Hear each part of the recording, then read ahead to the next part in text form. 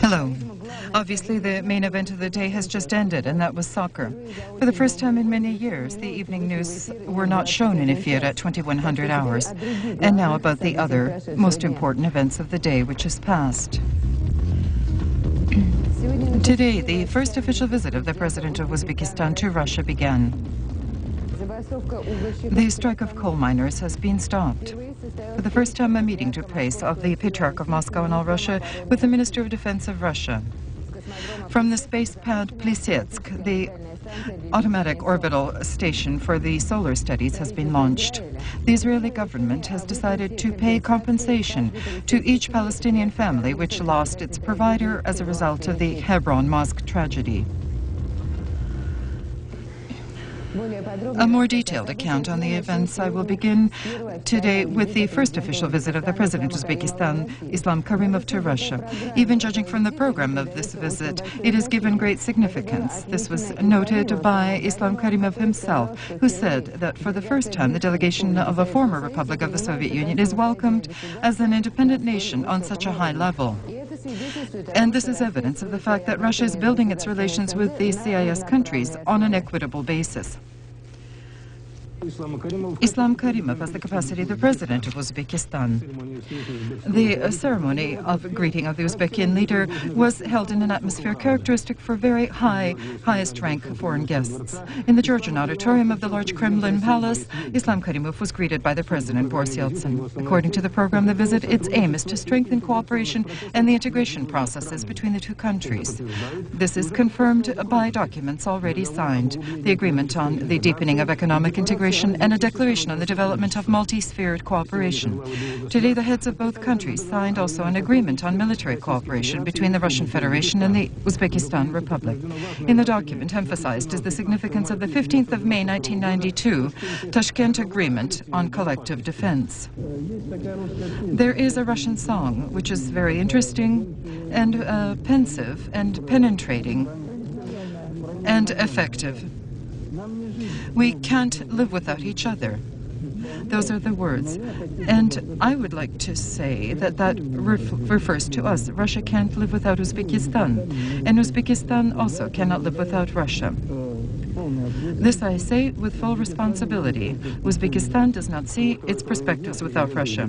In the afternoon, the President of Uzbekistan and the Premier of Russia, Viktor Chernomyrdin, signed a voluminous package of intergovernmental agreements in which they affirm the principles of mutual technical material support of armed forces, cooperation on air transportation, avoiding dual taxation, and other documents. In the opinion of Viktor Chernomyrdin and Islam Karimov, during the talks they managed to erase many problems which impeded the normal development of Russian-Uzbeki relations.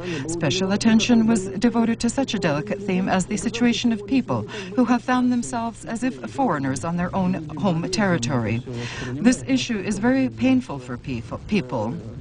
And it is so painful that at times they even express opinions that if the leaders themselves artificially create these problems, then evidently they have begun to think less about simple people.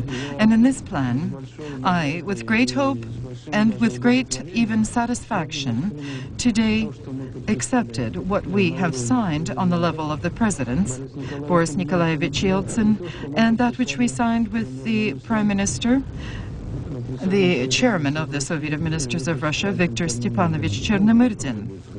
And so time will be needed, that is natural, in order to coordinate our legislatures and other mechanisms which must be either recreated or, in cases, correlated on the level of both countries. Today, Viktor Chernomyrdin began work after 1 week absence due to illness. And today, apart from official meetings, he actively prepared for tomorrow's session of government, at which there will be examination of the project of the budget of the Russian Federation for 1994. Apart from that, on the 4th of March, the extended session of government. And what will the budget be like is a basic question. Money is demanded by everyone today. One must live somehow, and at the same time, everyone understands the need to bridle inflation. According to information agencies, the coal miners' strike was stopped at all coal plants except for 3 Kuzbas plants and 1 Chelyabinsk mine. Interesting is the view on the strike movement from those regions where the strike was occurring. In the Sakhalin mines, miners began to strike at that moment when at the main electric heating station on the peninsula of southern Sakhalin, bulldozers gathered the last particles of coal at the state reserve stockyards. There was fuel only for 7 days, but energy workers were not worried. They will not become used to the complaints of middlemen. They await fuel from the continent, and it came. On the 1st and 2nd of March, in the Kashakovsk port, 10 tons of coal was unloaded. At the electric stations, a contingency plan was prepared for extreme cases when there will be no coal from either Sakhalin or the continent. The energy workers will be forced to disconnect all the boilers and energy aggregates except for one, for the personal needs of the station. Then the miners themselves, who have not yet received salary, will have to return to coal apartments after working underground. And this strike, at least at Sakhalin, did not achieve progress in solving the problem, but brought losses. At the mine Berezovskaya, they began to strike in the middle of February because of the desperate situation, because salary for December was not received. The January and February pay was like a hope of a distant miracle. But losses from that first strike amounted to 700 million rubles. Today, the mine was working. The miners, even though they supported the pan-Russian act of protest, obtained coal today. But they left it on the territory of the stockyard. That was the decision of the strike committee. Although, if we speak honestly, coal is not being loaded for another reason, which has become traditional in Kuzbas, unfortunately. Unpaid accounts for consumed fuel, which have reached 3.5 billion rubles at the mine.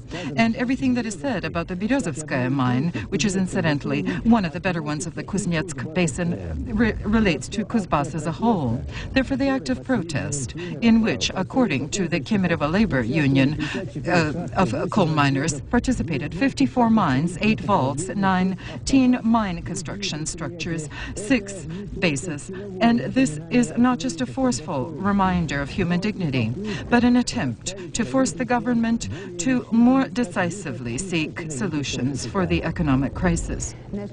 Our correspondent today attempted to clarify the position of the leaders of the coal labor unions. What are the predictions and what demands remain? The one-day warning strike, which involved all 299 coal-obtaining plants of Russia, and not only decided but raised a series of problems.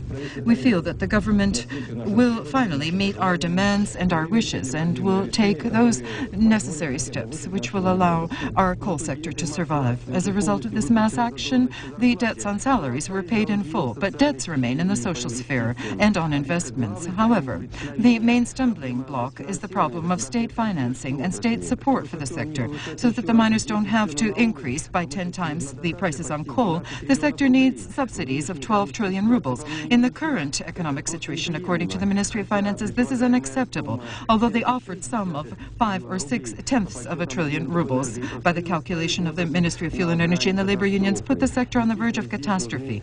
Naturally, here they need delicate, balanced decisions. Specialists feel that to escape the closed circle of problems, one must first establish financial discipline and conduct a clear accounting of economic legislature and launch a mechanism of market relations. And a few more bits of political news. According to Tartas, the project of the document on responsibility for violating civil peace in the country is being prepared by the joint forces of the presidential and parliamentary experts. This was announced today by the presidential aide, Georgi Satara. It is supposed that such a document will be signed by all organs of powers and leaders of political parties. It is not excluded that in some form there will be guarantees of well-being to those individuals who are subject to the act of political amnesty. Alexander Rudskoy also stated to Tartas that he calls for civil peace and abides by the laws of his country, the will of national deputies who made such a wise and so necessary decision for everyone. A memorandum on agreement and the resolution on the amnesty. Ruslan Hasbulatov this morning arrived by a passenger plane to the capital of Chechnya. He said that he visited Grozny on personal matters to visit his mother, who is 83 years old, and refrains from any political all acts or statements. He was met by thousands of fellow countrymen, and along the entire route to his home there was an enormous cavalcade of automobiles, accompanied by fireworks and flares. Among his greeting circle were the personal representatives of the president of Chechnya, Jakhar Dudayev. Meanwhile, the political parties and movements continue discussions of the act of amnesty, which has already come into effect, and journalists more frequently ask the question, is it not time to discontinue debates in order to truly stabilize the situation in the country? The President of Russia obviously made one more step toward cooperation with the State Duma. Today published is the addendum to the instructions of the Russian Federation from the 17th of February 1994. In this addendum, appointed to the Council on Personnel Policies under the President is Ivan Petrovich Rybkin, the chairman of the State Duma. The Prosecutor General's office, in the meanwhile, is continuing to be occupied with its direct responsibility. It is announced that proceedings of the criminal case are underway on the facts of the organization of mass mayhem on the 3rd and 4th of October in Moscow. And the state prosecutors, on the case of the Government Commission on Emergency Situations, intend to protest in the Supreme Court the resolution of the military colleagues on the discontinuation of those hearings. The arguments are that the court proceedings which began must be completed in accordance with the Criminal Procedural Code of Russia. More actively in peacekeeping efforts of the country, the Church is beginning to participate. Please note, for the first time, the Patriarch of Moscow and all Russia, Alexei II, meets with the Minister of Defense, Paul Gorchov. Today's meeting, without any exaggeration, can be called a historical event. For the first time in many years, the Church and the Army demonstrated their joint striving toward cooperation on an official level. The Patriarch of Moscow and all Russia, Alexei II, and the Minister of Defense of Russia, Pavel Gorchov, signed a joint communique. From now on, the commanders of military unions are advised to aid clergy. They will be able to conduct spiritual and moral and enlightening conversations with believing servicemen and their families in garrisons and supply them with spiritual literature. We need a spiritual upbringing of young people, that upbringing which unfortunately we lack now. We will attempt to achieve this support and to help, in this very difficult time, our military servicemen to carry their very difficult burden. And now about the political situation in other countries of the Commonwealth. Never before with the work of the Belarusian parliament was so productive and decisive as during the last month. Many feel that the reason for this was the removal of the Speaker of the Supreme Soviet, Stanislav Shushkevich, which began the consolidation of the Deputy Corps, which finally broke the stalemate. And the stalemate was in the 3 chapters of the new constitution regarding the statehood of Belarusia. The political effect of the parliamentary adoption of the question in the Supreme Soviet on the institution of the presidency and local councils, in the opinion of the deputies, is that the adoption of the basic law is a technical matter. 2 weeks will be spent to discuss the remaining statutes, after which the national elections of the first president of Belarus will be soon afterwards, scheduled at the latest for the 26th of June. Political parties and groups, therefore, are defining their candidates. The building of a unitarian state with autonomous entities is foreseen in the project of the new Constitution of Georgia, the work on which today was completed. And yet several politicians of the Republic expressed the preference to the idea of federalism, but without the right of egress from the membership in the subjects of the Federation. In their opinion, this would finally help dispel conflict on ethnic basis. For now, in Georgia, it is difficult. Today, 60 kilometers from Tbilisi in the Barnousk region, a bridge was blown up over the river Khrami, which serves the railway which connects Georgia and Armenia. During the last 1.5 years, this is the third similar incident on such a main road for the two neighboring countries. In the spring of last year, the 70-meter bridge was so badly damaged that it had to be reconstructed from nothing. And again, another diversion, as a result of which train movement has stopped for an indefinite time. Crime and violence have grasped all the regions of the young Georgia and have penetrated all spheres of its life. 3 months ago, a state of emergency was declared here. The police was aided by the army. The joint efforts of the two law enforcing ministries began to bring positive results. During the last month, several large criminal groups were disbanded. And what power the criminal world possesses speaks about the fact that during the last operation in the Zudinsk region of western Georgia, one of the organized groups was stopped and confiscated was one tank, 2 armored vehicles, helicopters, 105 grenade launchers, and not speaking about automatic weapons. The Crimea, the president, Yuri Mishkov, criticized the recent resolution of Ukraine on Crimea. He means the document which forbids Simferopol to have its own military formations, a monetary system separate from Ukraine, or to enter political relations with foreign countries. In the opinion of Mishkov, by the resolution, the Ukrainian deputies, I quote, gave not a legal assessment of the Crimean legislation, but expressed their own personal state. Regarding the armed formations, they are not necessary here, and Mishkov asks Kiev to remove the Ukrainian armed forces from the peninsula, since for the supplying of security, sufficient are the Black Sea Fleet units. And now about other problems of Crimea, which are of concern for all of us. The long-awaited February supplies arrived in Crimea only in March. Naturally, the schedule of field work becomes more intense. To retain humidity and to sow, all must be done at the same time, and all technology must be engaged. In the state farm, Fonzin, for example, fuel exists for only a few tractors. There's not enough money for fertilizers and pesticides. Therefore, one cannot count on a good harvest. And especially disappointing is that this farm must decrease poultry breeding operations and egg production. And throughout all of Ukraine, there are only 2 such domestic poultry raising farms. Therefore, the blow is being dealt to the entire sector. Recently, Ukrainian parliament promised to allot to rural industry discount credits. But when will they reach the village? In the meantime, spring in Crimea doesn't wait. The problem of the agrarian sector in the majority of the CIS countries is similar. What regards Russia, then, according to today's report from Interfax, Russia is assuming a course for decollectivization.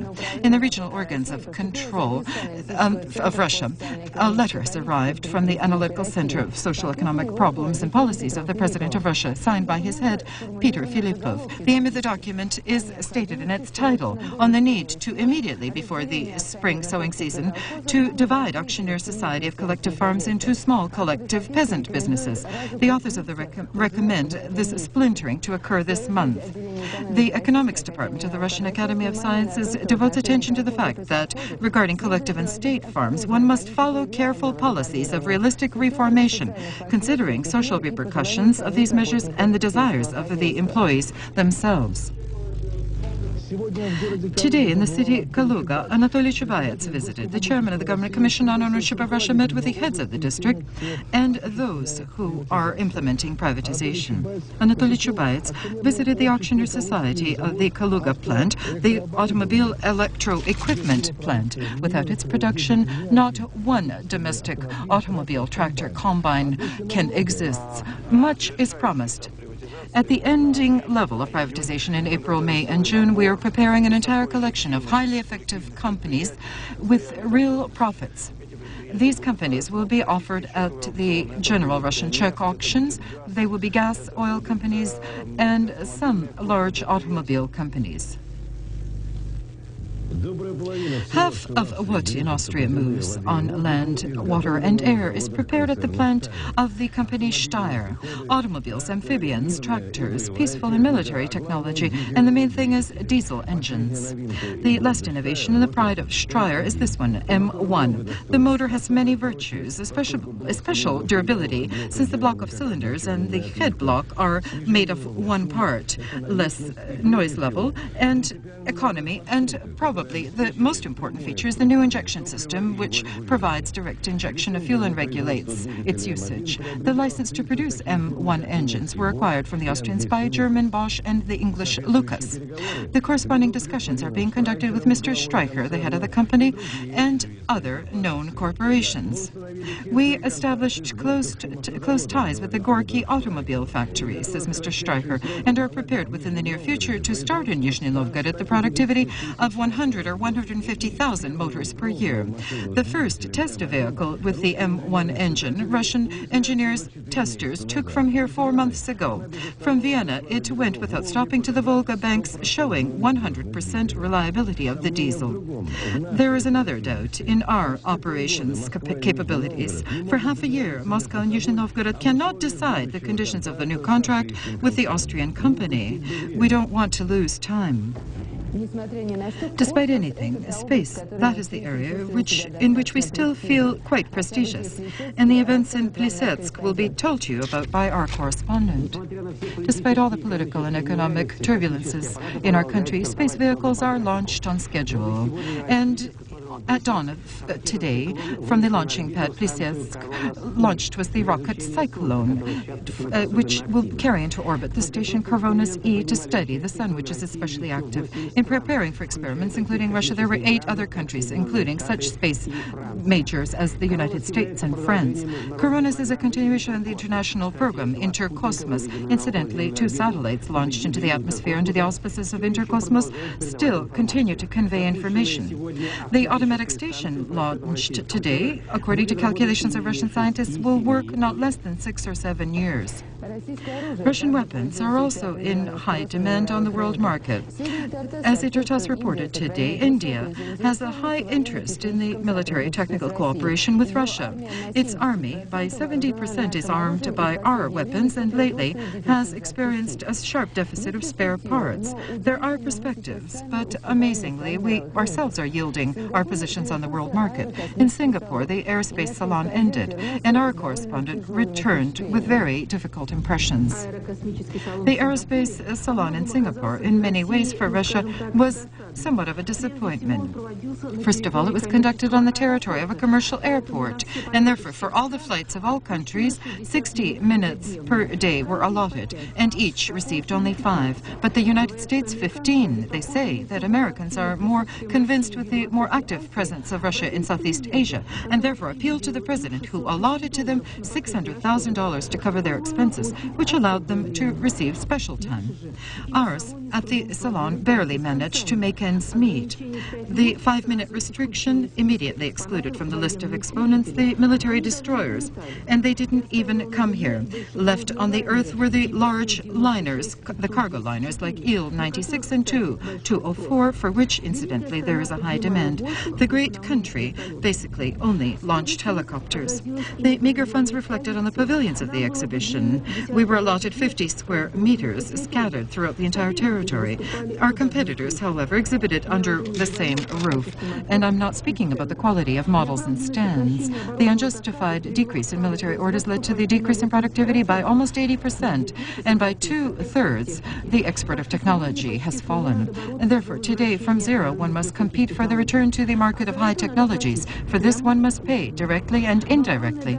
However, we have a defense doctrine, but no defense program, just as today we have no budget for 1994. The program must be coordinated between the Ministry of Defense and the Government Committee on Industrial Sectors, or this will be a one-sided program, which will be difficult to realize. Today, the government promises to increase the allotments to the defense industry, but judging from everything, there is yet much to agree upon. The interest to our military-industrial sector is still high. According to the information from the Federal Services of Counterintelligence, arrested is a major agent of British Special Services. He gathered and conveyed information on the newest Russian developments in the area of various military systems. Representatives of Russian Special Services directed the attention of Interfox to the heightened activity of the West in intelligence activity against Russia. And now about the situation in former Yugoslavia. Today, the chairman of the Federative Council, Vladimir Šumika, met with the leader of the Bosnian Serbs, Radovan Karadzic. It was said at the joint press conference they spoke about peace and the possibility of establishing it, and the Russian soldiers, as it was said, were the hope. Vitaly Churkin, speaking about the initiative of the President Yeltsin to conduct in Moscow a meeting of the leaders of the 5 countries most actively involved in searching for regularization in the Bosnian conflict, said that the list of their participants is not closed. Obviously, he expects that the number of participants of such a summit could be greater. Late in the evening on Tuesday in Washington, signed was an agreement to create on the territory of Bosnia-Herzegovina a Muslim-Croat federation. Signatures were placed under the documents by the chairman of the government of Bosnia-Herzegovina, Silajic, the Minister of Foreign Affairs of Croatia, Granic, and the representative of the Bosnian Croats. The ceremony, which was preceded by 4 days of talks under the patronage of the Secretary of State of America, Warren Christopher. The American administration lately is attempting to take over the initiative in the resolution of the Bosnian conflict, and in it, by common acknowledgement, Russia plays the main role. The signing of the agreement coincided in time with the visit to Moscow of the leader of the Bosnian Serbs, Radovan Karadzic, who agreed with Andrej Kozyrev on the imminent deblockading of the airport in the city of Tuzla. This agreement already has been approved by many political activists. The opening of the airport will permit to increase significant aid to the population of Bosnia-Herzegovina, which has suffered from the effects of the war. And in the opinion of the Minister of Foreign Affairs of Great Britain, Douglas Hurd, the Moscow Agreement is a welcome step and a good example of international efforts on the development of recent successes in regulating the bloody Bosnian conflict. A dissonance to such an announcement is the statement of one of the leaders of the Muslims of Bosnia, the deputy chairman of the Presidium of Bosnia-Herzegovina, Zupa Ganic, well known for his anti-Russian sentiments. And even now, the presence of Russian observers at the opening of the airport in Tuzla, he assessed as an insult for the UN, noting that Russians in Bosnia are currently more than sufficient. What regards the airport itself, then it is absolutely clear the need to provide security of flights, and that enters the responsibility of the UN to avoid an incident like the one which occurred the day before yesterday, because the ghost planes shot down by NATO aviation yet have not been claimed by anyone and did not apparently ascend from any airport. And the last, the creation of a new federative entity is a good thing, of course, and it would be good if this step would bring closer the end of the 2-year war. Russia is for the UN Defense Council adopting an acting resolution to ensure the safety on Israeli-occupied Arab territories. This is talked about in a statement which we received today from the representative of the Ministry of Foreign Affairs of Russia. To the Middle East, by personal mission of the President of Russia, sent as the first Deputy Minister of Foreign Affairs, Igor Ivanov. He will meet with the chairman of the PLO, Yasser Arafat, and also the authorities of Israel. The government of Israel adopted an unprecedented decision to pay compensation in the amount of $1,690 to each Palestinian family who lost their providers during the Hebron tragedy, when last Friday an Israeli settler shot 40 Arabs in the mosque. Previously, such compensations for damage were paid to Palestinians only by a decision of the Israeli Supreme Court. In the meantime, during the last days, mass protests, demonstrations of Palestinians on the west bank of the Jordan River have everywhere ended with clashes with police and soldiers of the Israeli army. Today, 5 Palestinians died and tens received injuries in clashes with Israeli police and army in the city El Khali, where recently a tragedy occurred. At the talks in Brussels, agreement was reached on the entry into the European Council of Austria, Finland and Sweden. As of the 1st of January of next year, they will become full-fledged members of the European Council if this decision is supported by a majority of their populations at the autumn referendums. Talks with the 4th candidate, Norway, ended without success.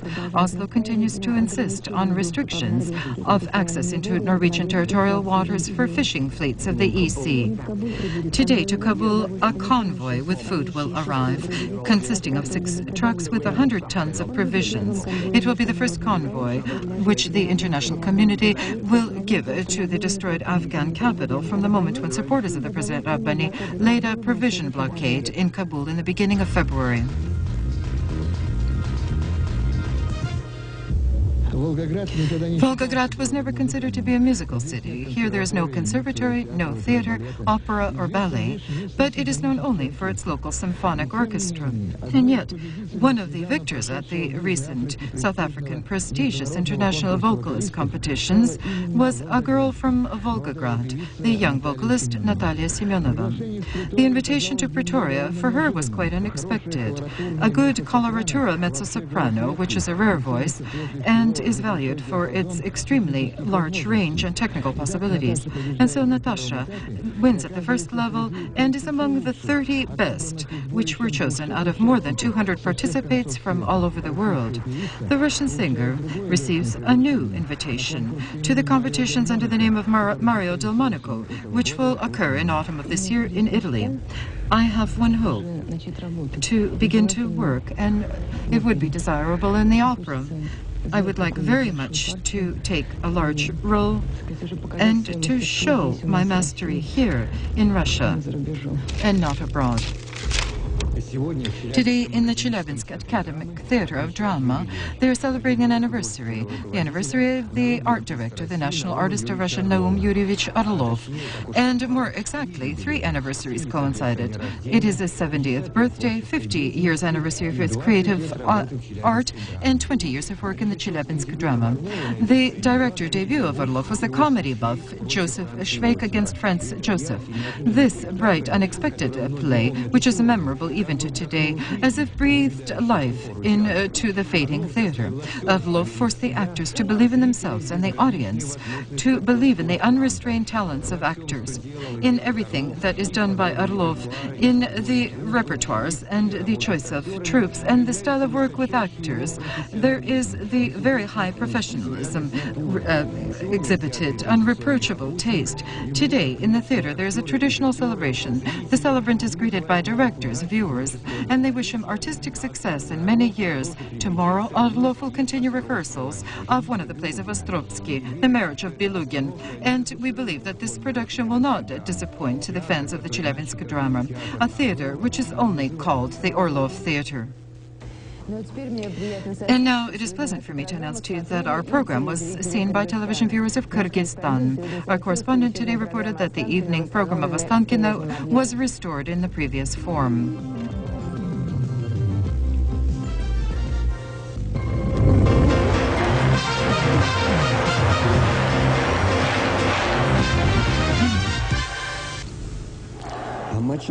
In the match, Spartak and Barcelona is in the League of Champions, which we awaited. The result is known, 2-2. It would seem that the Catalonians played with more variety, despite Moscow Frost showing us some real soccer, and this is understandable. The players are in form. In the Championship of Spain, there is a culmination. Stoichkov, Romario, 2-0.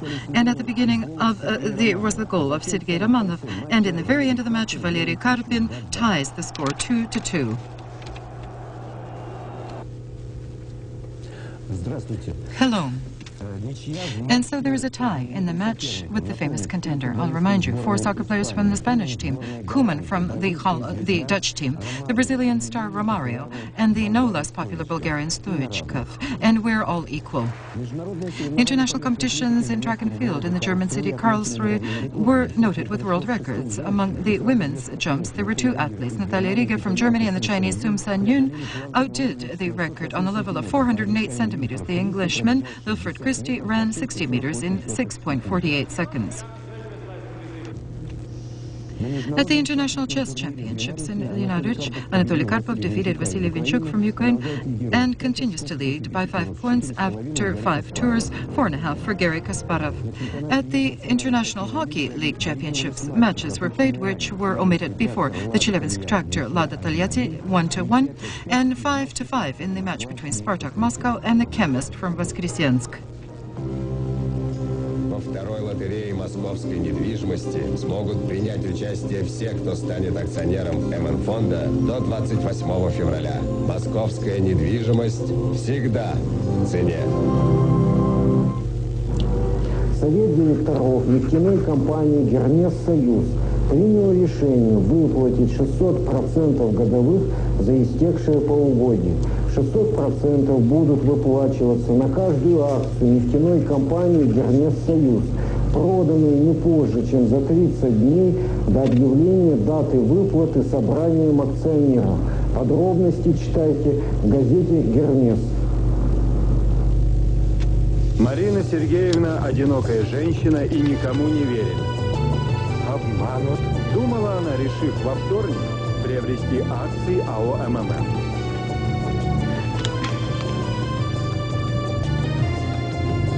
Прошло 3 дня, со вторника до четверга, и она не выдержала. Свои 20 вернуть бы, а получила 30. Надо же, не обманули. Здесь Марина Сергеевна не обманывала.